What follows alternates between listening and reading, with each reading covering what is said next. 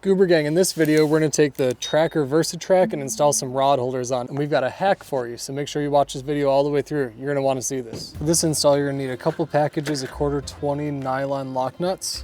Your rod holder of choice. I like Smackdown Rod Holders, especially with the pipe up front. I'm also gonna install their net holder. Some kind of rod holder base. Again, we're gonna let the Smackdown rod holder base built for Tracker VersaTrack go on this boat. And some mounting hardware. I'm gonna use some T-bolts here. I'm gonna use the T-bolts that Smackdown sent, along with the nylon lock nuts and the washers. If you don't have hardware, I highly suggest these right here. These are the PowerTech T-bolts.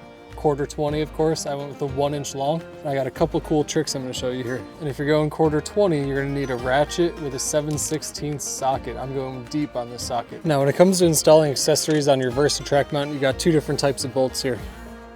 These T-bolts are really skinny. They'll slide right into the track at any point. You don't need an access point. You turn them and they're not coming out. These are the ones I bought on Amazon. They're a little bit thicker.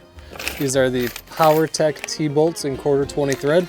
For these, you need an access point. That's this hole in the track right here. You slide them in and slide them down the track. They'll still turn a little bit and then get wedged in the track, so they're not gonna twist as you try and tighten your bolts, but they're also not gonna pull out of the track, and you can't just access them anywhere. The biggest thing you're gonna wanna think about when you go to decide between these two bolts is which ones do you have access to, and also, are you gonna wanna add accessories between your rod holder mounts, or are you pretty positive you know where everything's gonna go? The advantage to these is they're a little bit cheaper on Amazon. Advantage to these, you don't have to take everything off your rail every time you want to change the way your accessories are lined up. I'm probably going to save these tracker ones for when I want to add accessories. I know where my rod holders are going to go, and they're probably not going to move around a whole lot. Although with the hack I'm going to show you, you could move them really easily. Regardless, I'm going to put those tracker bolts off to the side. For my particular setup, I'm going to run 3 rod holders down this side of the boat and 3 on the other. And in a future video, I'm going to show you something really cool for the back of the boat, so make sure you subscribe and check that out. But I'm going to show you 3 different ways to set these up. So you want to think about your options here. Let's go ahead and slide the Smackdown rod holder bases onto the T-bolts. Next, go ahead and put your washers on each of the bolts. That'll keep your rod holder bases from getting all scratched up as you tighten things down. For my first rod holder, I know where this one's gonna go and it's not gonna move around a whole bunch, so I'm gonna use my 1/4-20 nylon lock nuts, clamp it down, and pretty much leave it in place.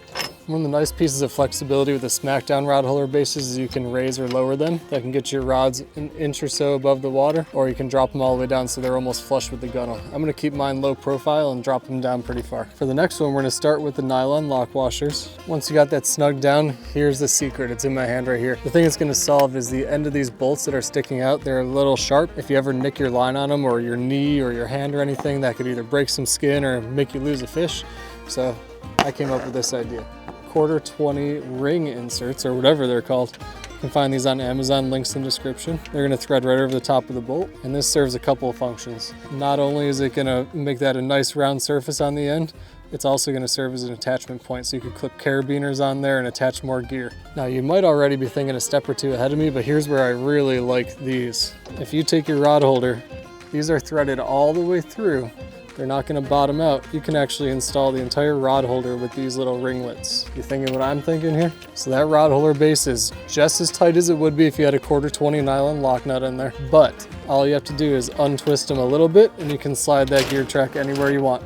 Lock them back down. It's just convenient to have the attachment points and super easy to move if you need to. I hope you like that trick and it's worth a thumbs up from you. Now, when it's time to install your rod holders, I highly recommend using some anti-seize lubricant. All you do is paint it on the threads and install them in the track. This stuff is a little messy, so be careful. Keep some paper towels handy so you can clean up the excess. And then now that it's locked down, just spin it on. Careful when you're starting your threads. Position the rod whatever direction you want it to face. I'm gonna put mine straight out. You'll see why when you watch some future videos. Use your jam nut to lock it down. I'm gonna get some paper towels and clean up that excess first. Then with a crescent wrench, you're gonna want to lock down that jam nut. That's gonna keep your rod holder from spinning once you find its final location. Then you're good to go. And let me grab a couple rods here and show you why I'm such a big fan of the Smackdown rod holders. You've got your anchor position where they're upright at about a 45 degree.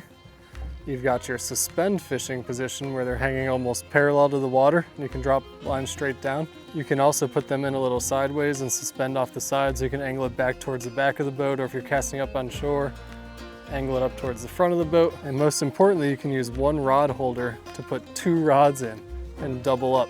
This boat's only gonna have 6 rod holders, so I could fit 12 rods if I really wanted to. And of course, you gotta upgrade to the pipe. Shove those down the pipe. You can fly down the river with your rods vertically stored, not get in the way of anything. And that's why I'm such a big fan of the Smackdown Rod Holders. Check them out. You're gonna like them. Plus they come this awesome green. Who doesn't like that? So let me know in the comments, which one of your 3 options? Just the lock nuts with the ring terminals over the top, or just the ring terminals? What would you use? Here's the rod holder setup so far. We've got 1, 2, 3 along this side, spaced evenly along the boat, 1 up front with a net holder, 1 in the middle, and 1 in the back. Hope this video helps. Tune in next week where we're gonna do more projects on this John boat and get it ready for some monster catfish on the James River. Just because this video is over doesn't mean the fun has to stop here. Check out these videos down below. Catch you some more goobers while you wait for our next video to drop. Later.